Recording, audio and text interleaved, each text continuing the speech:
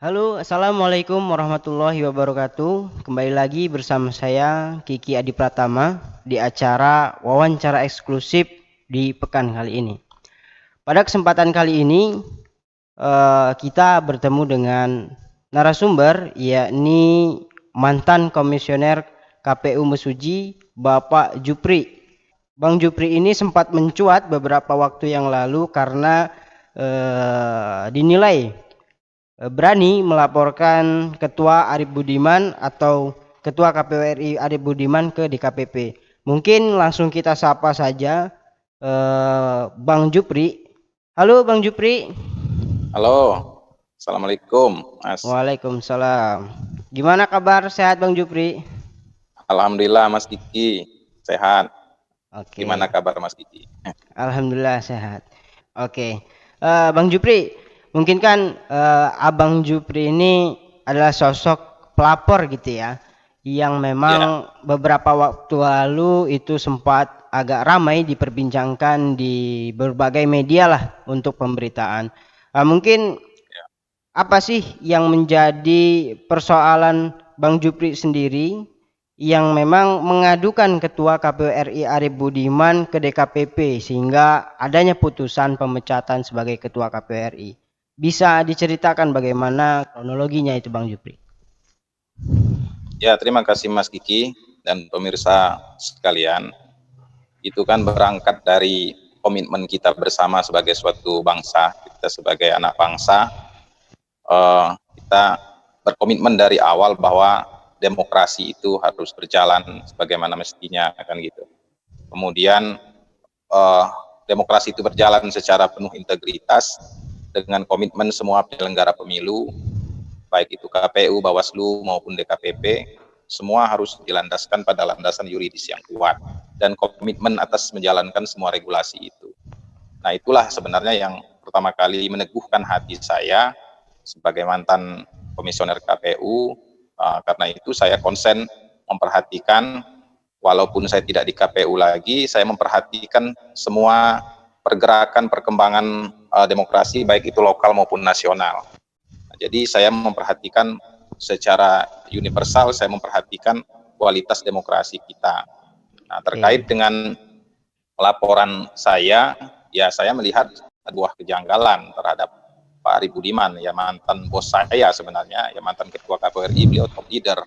Di berbagai kesempatan, baik langsung maupun tidak langsung, beliau selalu menempa kita, menempa kami-kami ini termasuk saya, bahwa kita setiap melakukan kegiatan yang terkait dengan demokrasi, kepemiluan, pelaksanaan pemilu dan pilkada, tidak boleh lari dari namanya platform berdemokrasi, yaitu regulasi, dalam hal ini peraturan undang-undang dan peraturan-peraturan yang di bawahnya gitu kan. Nah, itulah yang menjadi komitmen.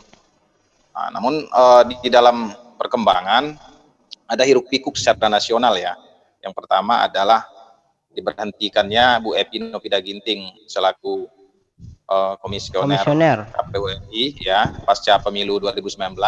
Sebenarnya untuk Bu Epi saya hampir tidak begitu update memperhatikan karena saya sibuk memperhatikan persoalan pilkada di daerah ya, Ya. pemilu di daerah juga.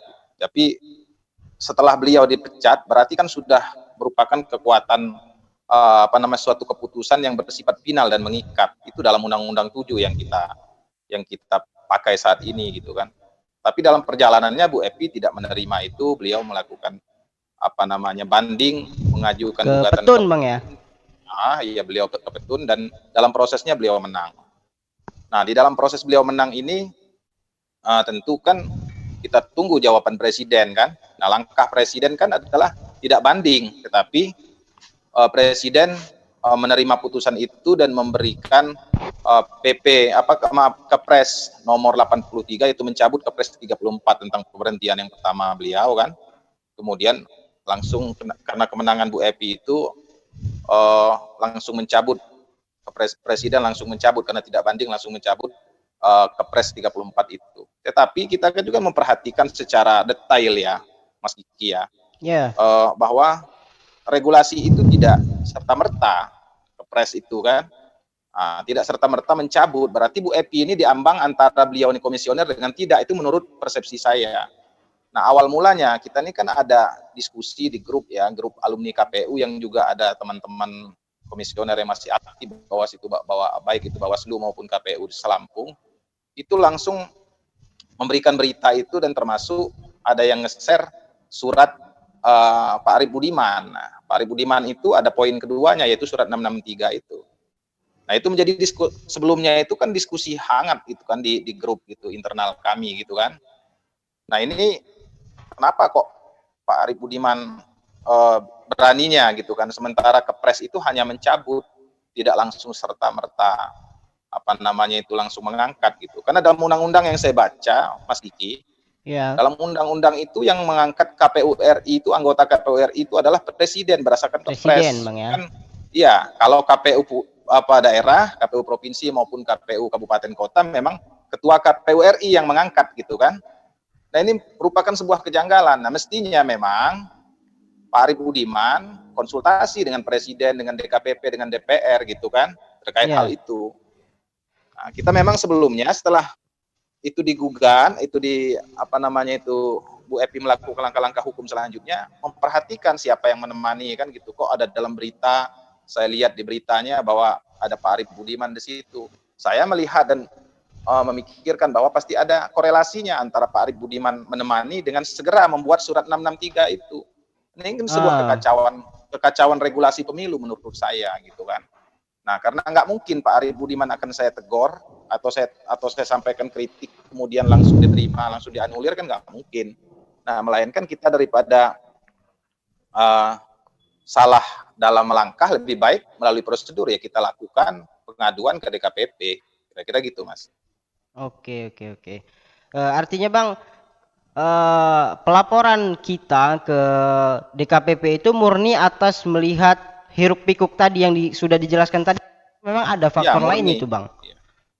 Murni, tidak ada faktor lain. Itu adalah keterpanggilan jiwa saya dalam mencintai sebuah demokrasi ya.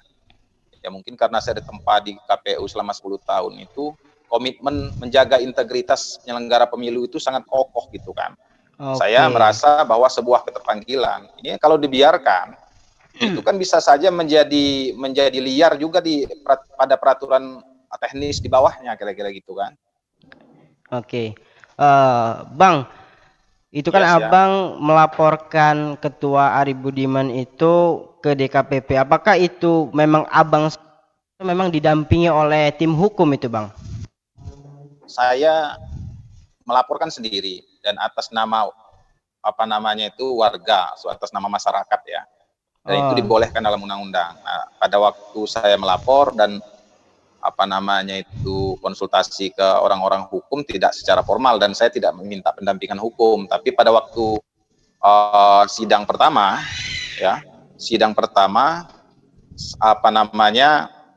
saya minta tim ahli tata negara agar supaya proses persidangan dan persepsi yang saya munculkan itu tidak keluar dari bingkai administrasi negara gitu kan, karena ini kan menyangkut administrasi negara. Makanya saya pada waktu sidang pemeriksaan itu saya membawa ahli hukum tata negara Bapak Dr. Rudi Lukman dari Unila gitu kan, untuk menjadi saksi dari pihak pengadu, dari pihak saya gitu.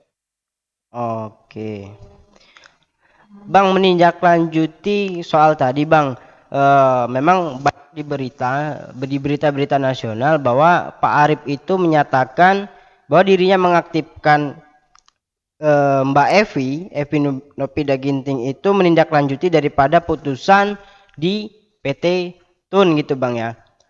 Apakah itu memang menurut Abang satu hal yang keliru atau seperti apa Bang? Ya keliru sekali menurut saya. Itu kan asumsi. Salah satu azas dalam penyelenggaraan pemilu itu dalam Undang-Undang Penyelenggaraan Pemilu adalah kepastian hukum. Dan tidak boleh ada semacam asumtif kemudian melahirkan sebuah tindakan yang sifatnya tidak mempunyai landasan hukum yang kuat gitu kan. Jadi menurut saya kan pernah konsultasi dengan orang-orang yang ahli hukum administrasi negara ya. Bagaimana Kepres itu sifatnya seperti apa? Kepres itu in malik itu kan. In malik itu sekali pakai. Kalau dia Kepres memberhentikan, ya memberhentikan. Kalau dia Kepres mau mengangkat kan gitu kan. Kalau dia Kepres mencabut mencabut, tidak ada kepres mencabut sekaligus mengangkat.